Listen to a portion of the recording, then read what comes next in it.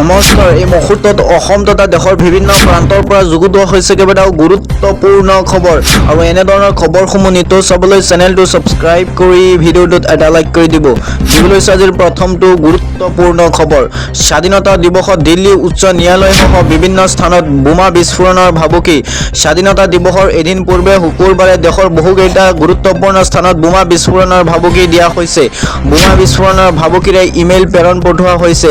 দিল্লী উচ্চ ন্যায়ালয় লালকিল্লা আৰু ইন্দিৰা গান্ধী আন্তঃৰাষ্ট্ৰীয় বিমানবন্দৰত 15 আগষ্ট অৰ্থাৎ ভাৰতৰ স্বাধীনতা দিৱসৰ দিনটোত বোমা বিস্ফোৰণৰ ভাবুকি পৰা এটা ইমেইল লাভ কৰা হৈছে। এই ইমেইলটো লাভ কৰাৰ পাছতে শংকিত হৈ পৰিছে যে এই সন্দৰ্ভত ইতিমধ্যে দিল্লী আৰক্ষীয়ে তদন্ত আৰম্ভ কৰিছে। দিল্লী উচ্চ ন্যায়ালয়ৰ ৰেজিষ্ট্ৰাৰ জেনেৰেল দিল্লী আৰক্ষীৰ সৈতে যোগাযোগ কৰি আছে আৰু 15 আগষ্টৰ দুপৰীয়া প্ৰায় 2:11 বজাত দিল্লী উচ্চ ন্যায়ালয়ত বিস্ফোৰণৰ ঘটোৱাৰ ভাবুকি প্ৰদান কৰা হৈছে। তাৰ পাছত 3:11 বজাত জিলা আদালতত বোমা বিস্ফোৰণ কৰাৰ ভাবুকি দিয়া হৈছে। ইফালে এই ইমেইলটোত লিখা আছে যে দিল্লী হ'ব খালিস্তান। ভাবুকিপূৰ্ণ ইমেইলত দিল্লী উচ্চ ন্যায়ালয়ৰ লগতে দিল্লী মেট্ৰো আৰু আম্বালা অভিমুখী ৰেলসমূহকো লক্ষ্য কৰাৰ কথা উল্লেখ কৰিছে। এই ইমেইলত উল্লেখ কৰা হৈছে যে বৰ্বৰ খালছাৰ নাম উল্লেখযোগ্য যে আৰক্ষীয়ে সকলো পৰিস্থিতিৰ সৈতে মোকাবিলা কৰিবলৈ সকলো ধৰণৰ নিৰাপত্তামূলক ব্যৱস্থা গ্ৰহণ কৰিছে।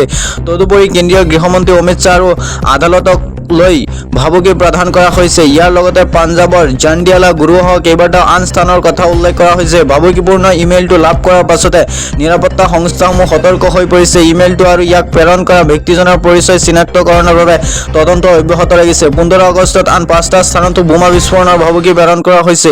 ইয়াৰ ভিতৰত দিল্লী উচ্চ ন্যায়ালয়ৰ লগতে জামনগৰ হাউচ, জাণ্ডেৱালাং বিল্ডিং আৰু সাকেত অফিচ, ডিএম কাৰ্যালয়, IGI বিমানবন্দৰ টাৰ্মিনেল 3 আৰু দিল্লী কেণ্টৰ SDM কাৰ্যালয় আছে।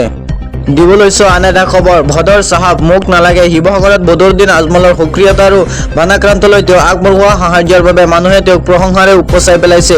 সমান্তৰালভাৱে আজমলক কেন্দ্ৰ কৰি আন কিছু ঘটনাই আজমলৰ সেই উপস্থিতিক লৈ ৰাজনৈতিক প্ৰশ্ন উত্থাপন কৰিছে। শিৱসাগৰৰ থলুৱা মহিলাই আজমলৰ পৰা সেৱা কৰি ভান সাহায্যৰ নামত ধন লোৱা দৃশ্য সন্দৰ্ভত শাসকীয় পক্ষই দুৰ্ভাগ্যজনক আখ্যা দিছে। ইতিমধ্যে ৰাজনৈতিক দৃষ্টিভংগীৰ পৰা আঁতৰত থাকি সেয়া জ্যেষ্ঠজনৰ প্ৰতি অসমীয়া সমাজৰ এক পাৰম্পৰিক শ্ৰদ্ধা আখ্যাৰে তেনে অভিযোগক নস্যাৎ কৰিছে। আন এচামে ভান সাহায্য প্ৰদানৰ সমান্তৰালভাৱে উজনি অসমৰ উগ্ৰ জাতীয়তাবাদৰ অন্যতম অভিকেন্দ্ৰস্বৰূপ শিৱসাগৰত আজমলে গোপন ৰাজনৈতিক এজেণ্ডা লৈ প্ৰৱেশ কৰা বুলি জাতীয়তাবাদী শিবিৰতে আলোচনা চলিছে। আজমলেও প্ৰচাৰ আৰু তেওঁৰ গ্ৰহণযোগ্যতাৰ বাবে এই সুযোগৰ সদ্ব্যৱহাৰ কৰিবলৈ চেষ্টা কৰিছে।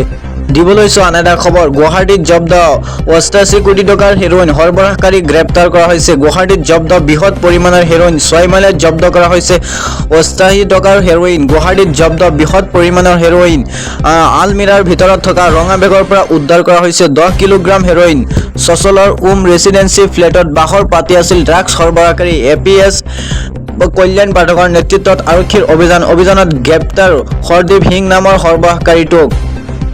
দিবলৈছো আন এটা খবৰ। উজনিৰ ভান মানৱসৃষ্ট দুৰ্যোগ। ধৰ্মেশ্বৰ কোঁৱৰ কয়লা খননৰ গেংষ্টাৰ অখিল গগৈৰ মন্তব্য। তিৰু কয়লা খননক লৈ সংবাদমেলত বিস্ফোৰক অভিযোগ উত্থাপন কৰে অখিল গগৈয়ে। তেওঁৰ দাবী অনুসৰি সোণাৰীৰ বিধায়ক ধৰ্মেশ্বৰ কোঁৱৰ এই কয়লা খননৰ গেংষ্টাৰ অখিল গগৈৰ বিস্ফোৰক সংবাদমেল 19 জুলাইত উজনি অসমত সংঘটিত হোৱা ভয়ংকৰ বানপানীক মানৱসৃষ্ট দুৰ্যোগ বুলি অভিহিত কৰিছে শিৱসাগৰৰ বিধায়ক অখিল গগৈয়ে। শিৱসাগৰত অনুষ্ঠিত এখন সংবাদমেলত বিধায়কগৰাকীয়ে বানপানীৰ কাৰণ ব্যাখ্যা কৰাৰ লগতে মুখ্যমন্ত্ৰীয়ে বানপানী ডাৱৰ বিস্ফোৰণৰ ফলত হোৱা বুলি কৰা মন্তব্যৰ প্ৰত্যুত্তৰ দিছে অখিল গগৈয়ে। এই মন্তব্যত অথবা সংবাদমেলত অখিল গগৈয়ে কয় যে ইতিহাসত 1750 চনত এনেধৰণৰ বানপানী হোৱাৰ উল্লেখ আছে, কিন্তু শিৱসাগৰ আৰু চৰাইদেউত 19 জুলাইত হোৱা বান ডাৱৰ বিস্ফোৰণৰ ফলত হোৱা নাছিল বুলি দাবী কৰে বিধায়কগৰাকীয়ে। বিধায়কগৰাকীৰ মতে ভাৰতীয় বতৰ বিজ্ঞান বিভাগৰ তথ্য অনুসৰি এঘণ্টাত 100 মিলিমিটাৰ বা তাতকৈ অধিক বৰষুণ হ'লে তাক ডাৱৰ বিস্ফোৰণ বুলি কোৱা হয়। কিন্তু 19 জুলাইত মন জিলাত 24 ঘণ্টাত 137 মিলিমিটাৰ আৰু সোণাৰীত 190 মিলিমিটাৰ বৰষুণো হৈছিল। সেয়ে ইয়াৰ ডাৱৰ বিস্ফোৰণ নহয় বুলি দাবী কৰে। দিবলৈছো আন এটা খবৰ। ধন ঘূৰাই নিদিয়াৰ বাবে ৰাজপথত মাৰপিট। ধুবুৰী ৰাজপথত 2জন লোকৰ মাৰপিট। ৰাজপথত ভাগৰি কাজিয়া লোক 2জনৰ। ধন ধাৰে লৈ ঘূৰাই দিয়াৰ পৰিৱৰ্তে পলাই থকাৰ অভিযোগ অলকেশ ৰায় নামৰ লোকজনৰ বিৰুদ্ধে। ধুবুৰী ৰাজপথত 2জন লোকৰ মাৰপিট সৃষ্টি হয়। শুকুৰবাৰে হঠাৎ ধুবুৰী ভাৰতীয় টেষ্ট বেংকৰ সন্মুখত মুখামুখি হয় অখিলেশ ৰায় আৰু দীপক কুমাৰ হালৈৰ। দীপক কুমাৰ হালৈক দেখি বেংকৰ পৰা পলাই পত্ৰং দিয়াৰ চেষ্টা অলকেশ ৰায়ৰ। ধুবুৰী ৰাজপথত দীপক কুমাৰ হালৈয়ে খেদি আটক আটক কৰে অলকেশ ৰায়ক ৰাজপথত আটক কৰি চুচুৰাই টনাজোৰা কৰে ধুই বিক্ৰী। অলকেশ ৰায়ৰ অভিযোগ সুদত ধন লৈছিল দীপক কুমাৰ হালৈৰ পৰা আৰু সুদৰ ধন উভতাই নিদিয়াৰ বাবে দুয়োৰে চলিছে টনাজোৰা। ঘটনাস্থলীত আৰক্ষী উপস্থিত হৈ দুয়োকে ধুবুৰী থানালৈ লৈ যায়। আৰক্ষীৰ তদন্ততহে ওলাব কোন সঁচা কোন মিছা। দিবলৈছো আন এটা খবৰ। তেজপুৰৰ মৰা ভৰলীত ঘা ধুবলৈ গৈ দুটি কিশোৰীৰ সলিল সমাধি। তেজপুৰৰ ভিতৰ সুদিত মৰ্মান্তিক ঘটনা। মৰা ভৰলীত পৰি দুটি কিশোৰীৰ সলিল সমাধি। তিনি বন্ধুৱে বিদ্যালয়ৰ পৰা আহি গা ধুবলৈ গৈছিল মৰা ভৰালীত। মৰ্মান্তিক ঘটনাৰ সৃষ্টি হৈছে তেজপুৰৰ ভিতৰত সুদিত মৰ্মান্তিক ঘটনাৰ সৃষ্টি হৈছে। গা ধুই থাকোঁতেই পানীত পৰি 12 বছৰীয়া ইৰফান আলীৰ মৃত্যু হৈছে আৰু মৃত আনজন কিশোৰৰ নাম চুলতান আনচাৰী বুলি জানিব পৰা গৈছে। সংকটজনক অৱস্থাত চিকিৎসালয়লৈ নিয়াৰ পথতে চুলতানে সাৱটি লয় মৃত্যুক। মৃত দুয়োটি কিশোৰী আছিল 6ষ্ঠ শ্ৰেণীৰ। সংকটজনক অৱস্থাত চিকিৎসাধীন হৈ আছে আনজন কিশোৰীৰ। দিবলৈছো আন এটা খবৰ। কাৰাগাৰৰ আলহী হ'ল বন্ড জ্যোতিষী। নিজকে বাস্ত্ৰশাস্ত্ৰ বিশাৰদ হিচাপে চিনাকি দিয়া তেজপুৰৰ পিঠাগুৱাৰ এইজন বন্ড জ্যোতিষী আদিত্যনাথক শুকুৰবাৰে আদালতত হাজিৰ কৰাই কাৰাগাৰলৈ প্ৰেৰণ কৰা হয়। বস্ত্ৰশাস্ত্ৰ পাণ্ডিত তথা জ্যোতিষীৰ বিষাদৰ জেল যাত্ৰা। বিবাহৰ 6 মাহতে পত্নীক শাৰীৰিক আৰু মানসিক নিৰ্যাতন চলোৱা বন্ধ জিহদীক পত্নীৰ এজাহাৰৰ ভিত্তিত গ্ৰেপ্তাৰ কৰি আদালতত হাজিৰ কৰে তেজপুৰ আৰক্ষীয়ে। নিজকে বস্ত্ৰশাস্ত্ৰ বিশাৰদ হিচাপে চিনাকি দিয়া তেজপুৰ পিঠাগুৱাৰ এইজন বন্ড জ্যোতিষী আদিত্যনাথৰ বিৰুদ্ধে তেজপুৰ আৰক্ষীয়ে গোচৰ ৰুজু কৰি ভাৰতীয় ন্যায় সংহিতাৰ ধাৰাত অভিযুক্ত কৰি শুকুৰবাৰে আদালতত হাজিৰ কৰাই কাৰাগাৰলৈ প্ৰেৰণ কৰে। পেছাত জ্যোতিষী আদিত্য বিবাহপাশত আবদ্ধ হৈছিল চলিত বৰ্ষৰ 13 ফেব্ৰুৱাৰীত। তেজপুৰ তেলিয়াৰ পৰিমিতা নেওগৰ সৈতে বিবাহপাশত আবদ্ধ হোৱা আদিত্যই বিগত 4 বছৰে পত্নীৰ ওপৰত চলাইছিল অত্যাচাৰ। কেৱল এয়াই নহয়, বাস্ত্ৰশাস্ত্ৰ আৰু জ্যোতিষীৰ গইনাই লৈ আদিত্য বহু যুৱতীক প্ৰলোভন দি তেওঁৰ সৈতে নৈশ যাপন কৰিবলৈ বাধ্য হৈছিল। দিবলৈছো আন এটা খবৰ। দিনত কিতাপ পঢ়া নিশা পেট্ৰল পাম্পত কাম কৰা সূৰ্যৰ কাহিনী। নিশা গভীৰতাত গহপুৰৰ চন্দামাৰী ইন্ধন ভাণ্ডাৰটোত যেতিয়া শান্ত হৈ পৰে ঠিক তেতিয়াই আৰ্থিক অভাৱক নেওচি নিজৰ ভৱিষ্যত গঢ়াত ব্যস্ত হৈ পৰে এজন অদম্য যুৱক তথা কলেজীয়া ছাত্ৰ সূৰ্য গয়াৰী। সূৰ্য ষ্টুডিয়াত বাণীবদ্ধ কৰিলে গীত। যদি মানুহে কোনো কাম কৰাৰ সপোন দেখে আৰু সেই সপোনক বাস্তৱ কৰাৰ বাবে নিজৰ কঠোৰ পৰিশ্ৰম অব্যাহত ৰাখে তেন্তে সেই সপোন নিশ্চিতভাৱে এদিন নহয় এদিন বাস্তৱ হ'বই। দৰিদ্ৰতা এই সপোনক বাস্তৱ ৰূপৰ ক্ষেত্ৰত বাধা হ'ব কেতিয়াও নোৱাৰে। এই কথাই বুজাই দিলে এজন অসমীয়া যুৱকে।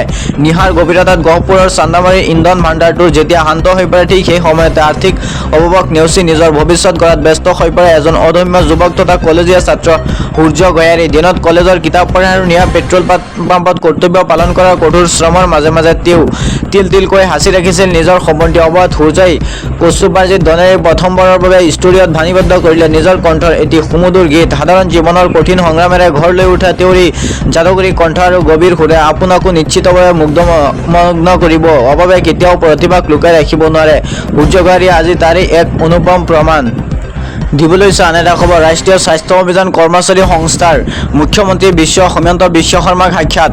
মুখ্যমন্ত্ৰীৰ সাহায্য পুঁজিলৈ 2.5 লাখ টকাৰ চেক প্ৰদান কৰিছে এই সংগঠনটোৱে। ৰাষ্ট্ৰীয় স্বাস্থ্য অভিযান কৰ্মচাৰী সংস্থা অসমৰ সভাপতি হৰেণ গগৈ আৰু সাধাৰণ সম্পাদক ৰাজীৱ শইকীয়াৰ নেতৃত্বত এটা প্ৰতিনিধি দলে বুধবাৰে অসমৰ মুখ্যমন্ত্ৰী ডক্টৰ হিমন্ত বিশ্ব শৰ্মাক সাক্ষাৎ কৰে।